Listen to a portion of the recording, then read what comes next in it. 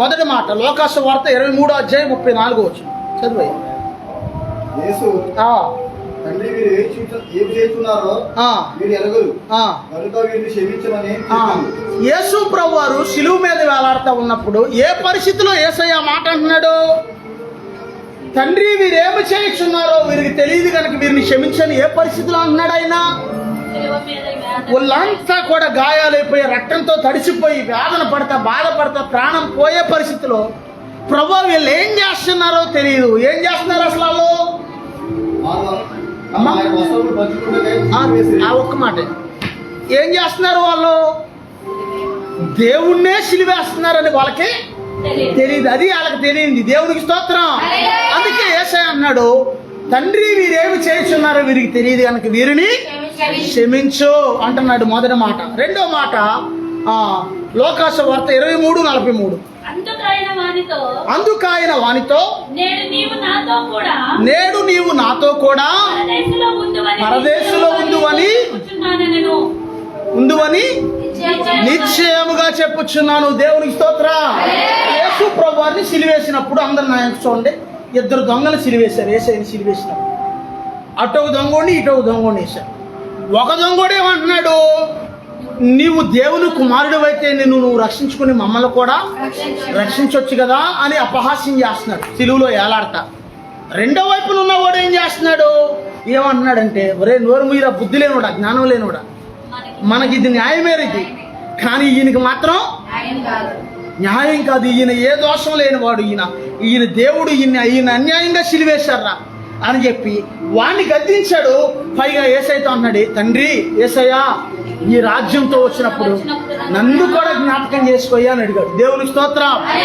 కొంతమంది బైబిల్లో ఈ సందర్భం ఇప్పుడు నేను చెప్పబోయే సందర్భం లేదు కానీ కొంతమంది ఏమంటున్నారంటే, యేసు ప్రభు వారు చిన్న పిల్లవాడుగా ఉన్నప్పుడు తూర్పు దేశపు జ్ఞానులు యేసయ్యకి బంగారము సాంబ్రాణి బోలం తెచ్చిచ్చారు కదా కానుకలు ఇచ్చినప్పుడు, వాళ్ళు వెళ్తా ఐగుప్తులోకి వెళ్ళిపోతున్నప్పుడు దేవదూత చేత పారిపోమని చెప్పినప్పుడు వెళ్ళిపోతుంటే ఈ యోసేపు గారి కుటుంబం, మరియమ్మ గారి కుటుంబం దొంగల చేతిలో చిక్కారు అని కొంతమంది అంటున్నారు. అది ఏంటని? దొంగల చేతిలో చిక్కితే వాళ్ళందరూ దొంగోళ్ళందరూ వాళ్ళ దగ్గర ఏమని దోసుకుంటాకి బాలింతరాలను ఏం చేస్తారు? ఏం చేయరు కదా. చిన్ని పిల్లోడు యేసయ్య మొత్తానికి వాళ్ళ దగ్గర వస్తువులన్నీ తీసుకున్నాక మొత్తానికి ఆ పిల్లోడు ఎంక చూస్తే జాలేసిందంట ఒక దొంగోడు. ఏ పిల్లోడు? యేసయ్య చూసి జాలేసి చాలా సంతోషం వేసిందంట చిన్న పిల్లోడు అని చూసి. అప్పుడు దొంగోడు అన్నాడంటే ఒకడు, ఒరే వీళ్ళందరిని వదిలేయండి, వీళ్ళ మట్టికి ఏం చేయొద్దురా, ఇలా ఆ వస్తువులు కూడా వాళ్ళకి ఇచ్చేయండి వెళ్ళిపోతాం అన్నాడంట ఒక దొంగోడు. ఆ దొంగోడే ఒక 30 సంవత్సరాల తర్వాత దొరికాడు. శిలువలో ఉన్న ఈ దొంగోడే ఆ దొంగోడు అంట. దేవుడికి స్తోత్రం. చిన్నప్పుడు యేసయ్య పిల్లవాడిగా ఉన్నప్పుడు యేసయ్యని కనికరించిన ఈ దొంగోడు ఇప్పుడు ఎక్కడున్నాడంటే యేసయ్య యవన కాలంలో ఉన్నాడు, దొంగోడేమో కొంచెం ముసలోడుగా ఉన్నాడు, వృద్ధాప్యంలో ఉన్నాడు. అప్పుడు ఆ దొంగోడితో అంటున్నాడు యేసయ్య, నీవు నేడే నాతో కూడా, ఎప్పుడో కాదురా బాబు, ఎప్పుడో జ్ఞాపకం చేసుకోవడం లేదు ఇలా అంటున్నాడు యేసయ్య. నేడే, ఆయన కూడా శిలువ మీద ఉన్నాడుగా, నేడే నీవు నాతో కూడా పరదేశంలో ఉంటావు. దేవునికి స్తోత్రం. దేవునికి స్తోత్రం. పరదేశంలో ఉంటావు నువ్వు అంటే పరిశుద్ధులైన వారు, దేవుని పిల్లలైన వారు ఈ లోకంలో చనిపోతే కళ్ళు మూస్తే ఈ లోకంలో వాళ్ళ ఆత్మ ముందు వెళ్ళేది ఎక్కడికంటే పరదేశంలోకి వెళ్ళాలి. పరలోకం కాదు, పరదేశం వేరు, పరలోకం వేరు. దేవునికి స్తోత్రం. హల్లెలూయా. తర్వాత మూడో మాట చూసుకుంటే యోహాను సువార్త 19:2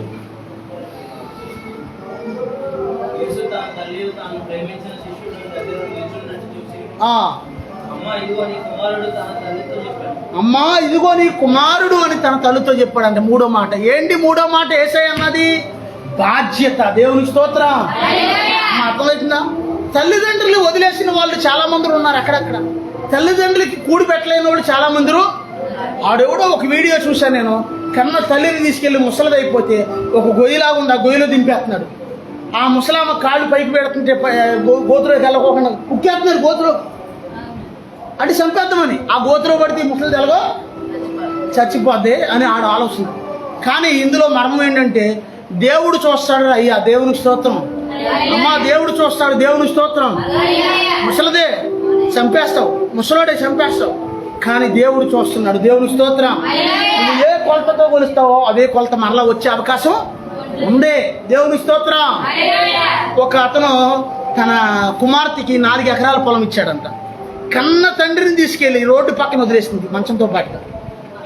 ఇంకొకడైతే ఒకటి తీసుకెళ్ళి కన్న తల్లిని తీసుకెళ్ళి శ్మశానంలో వదిలేశాడు బతుకుండగానే. అమ్మ, అర్థమవుతుందా? నువ్వు ఎంత భక్తి చేసినా సరే నీ తల్లిదండ్రులు నువ్వు చూసుకోవాలి.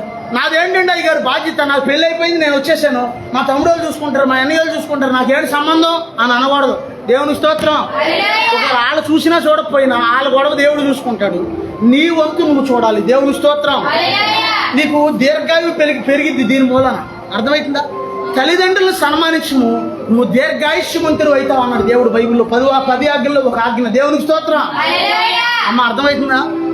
ఇప్పుడు నేను చెప్పిన వాక్యాల్లో నుంచి కొన్ని ప్రశ్నలు వేస్తాను. ఆదివారం మామూలుగా వచ్చిన వాళ్ళకి వాళ్ళు ఏం చెప్తారో చూద్దాం. మీరు అందరూ వింటున్నారు కాబట్టి మీరు చెప్పేస్తారు, వాళ్ళు చెప్తారా? అది అర్థమవుతుందా? తల్లిదండ్రులు చూడటం అంటే, సన్మానించడం అంటే శాలువ కప్పమని కాదు అర్థం, దండేయమని కాదు అర్థం, కొబ్బరికాయ కొట్టమని కాదు అర్థం. ఏంటి అయ్యగారు చెప్పారు, వీళ్ళు ఒక 50 రూపాయలు శాలువ తెచ్చి ఒక 50 రూపాయలు దండ తెచ్చి కప్పేసి సన్మానం చేసేస్తే అమ్మాయి ఆయుష్ వచ్చేది, హాయిగా ఉంటుంది అమ్మాయి. అది కాదు అమ్మ, అర్థమవుతుందా? ఏనండి, అర్థమవుతుందా? ఏంటి సన్మానించడం అంటే? వాళ్ళు కొంచెం మంచిగా వాళ్ళ ఆరోగ్యం బాగోతులు చూసుకోవటం, మంచిగా వాళ్ళకి ఆహారం పెట్టడం, నీళ్ళు ఇవ్వడం, మంచి చెడ్డలు చూసుకోవటం. దేవుని స్తోత్రం. హల్లెలూయా. ఇక్కడ యేసయ్య తన తల్లి బాధ్యతని, ఈయన ప్రాణం పోతుంది కాబట్టి సిలువలో శారీరకంగా నా ప్రాణం పోతుంది, ఎలాగో నేను ఆత్మీయంగా నా తండ్రి దగ్గర, పరలోకంలో ఉన్న తండ్రి దగ్గరికి వెళ్ళిపోబోతున్నాను.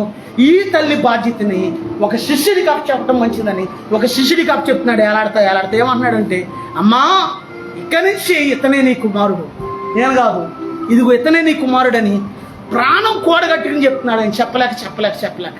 దేవునికి స్తోత్రం. అందరూ చెప్తుంది దేవునికి స్తోత్రం. హల్లెలూయా.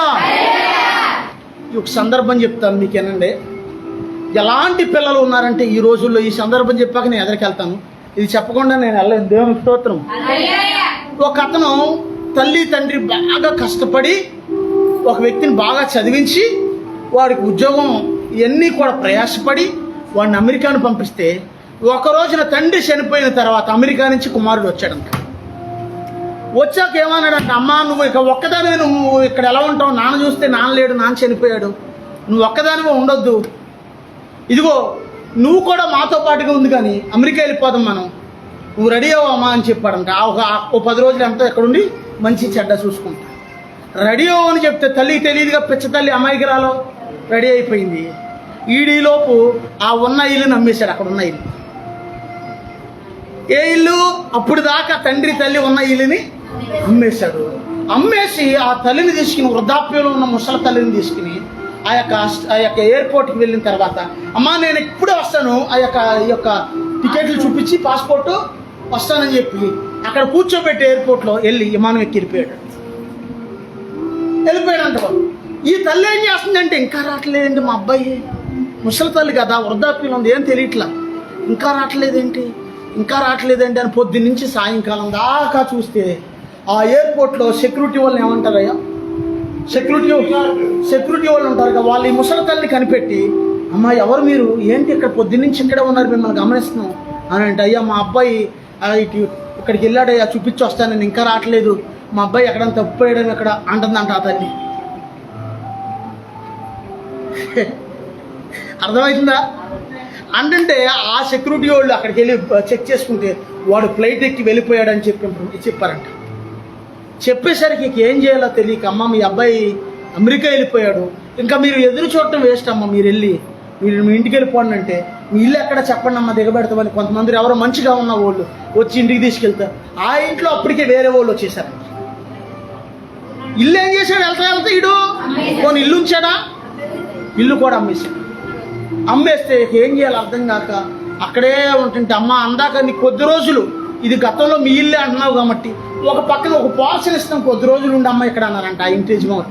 కొద్ది రోజులు ఉన్నాక, అమ్మ ఛానల్ అయిపోతుంది, మరి మీరు ఎక్కడైనా మీకు తెలిసిన వాళ్ళు బంధువులు ఏమైనా ఉంటే వెళ్ళిపోండి అన్నారంట. అసలు సొంత కడుపును పుట్టిన పిల్లలే వదిలేస్తే ఇంకే బంధువులు చూస్తారా? ఉంటారు, ఒకవేళ అక్క తమ్ముళ్ళు అన్నదమ్ముళ్ళు చెల్లెళ్ళు ఉంటారు, మాట చెప్తారు కానీ వాళ్ళు చూస్తారా? చూస్తారా? అప్పుడు అంటుందంట ఆ తల్లి, అయ్యా ఎక్కడికి వెళ్తాడో తెలియదు, ఆడికి ఇక్కడికి వస్తాడే, వస్తే కొంచెం ఇంకా కొద్ది రోజులు నన్ను ఉంచండియా అంటుంది అంట పిలుస్తుంది. అర్థమవుతుందా? ఇక్కడ యేసయ్య ఒక మనిషి మాదిరిగా ఉన్నాడు. యేసయ్య మనకి ఒక బాధ్యతగా ఉన్నాడు. ఆయన బాధ్యత కలిగిన ఒక కుమారుడు చూసి మాట్లాడుతున్నాడు యేసయ్య. దేవునికి స్తోత్రం.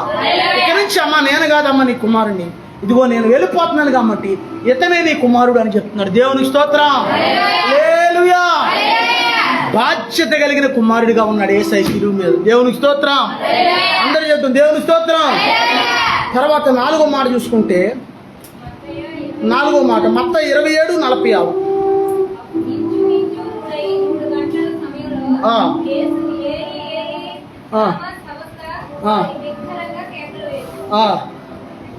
అక్కడ యేసయ్య ఇంచుమించుగా 3 గంటల సమయంలో ఉదయం 9 గంటలకు వేశారు సిలువ. 3 అయ్యేసరికల్లా ఆయన అరుస్తున్నాడంట. అక్కడ ఏలీ ఏలీ లామా సబక్తాని అన్నాడంట. గట్టిగా బిగ్గరగా అరిచాడంట. గట్టిగా అరిచాడంట సిలువ మీద నుంచి ఆ మాట. అర్థమవుతుందమ్మా నేను చెప్పింది? ఏలీ ఏలీ లామా సబక్తాని అన్నాడంట. అంటే దానికి అర్థం, నా దేవా నన్ను ఎలా చేయి విడిచావయ్యా, నా తండ్రి నేను పడే ఈ బాధ కంటే నువ్వు నన్ను విడిచిపెట్ట కంటే ఈ బాధ ఎక్కువైపోయింది. ఏ బాధ? సిలువలో ఎలాంటి ఈ బాధ కంటే తండ్రి అయిన దేవుడు విడిచిపెట్టేయటం బాధ ఎక్కువైపోయి. అందుకే ఎవరైనా నాకు తెలిసి ఆత్మీయులైన వారు, ఆత్మ కలిగిన వాళ్ళు దేవుని సన్నిధికి ఒక క్షణం ఒక్క రోజు మానేసిన వాళ్ళకి హృదయం సురుక్కుమంటది. శరీరానుసారంగా ఉన్న వాళ్ళకి వాళ్ళకి ఏమీ తెలీదు. ఇక్కడ అన్నాడు, నా తండ్రి నా దేవా నన్ను ఎలా విడిచిపెట్టావయ్యా అన్నాడు. దేవునికి స్తోత్రం. ఇది 4వ మాటగా ఉంది. ఇక్కడ 5వ మాట చూసుకుంటే, 5వ మాట యోహాను సువార్త 19:28.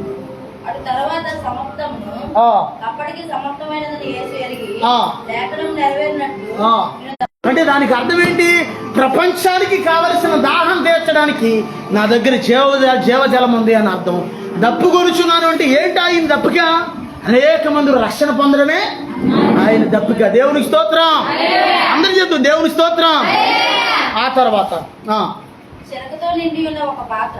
చాలా మచ్చాలు 6వ మాట చదువుకుందాం. యోహాను సువార్త 19:30.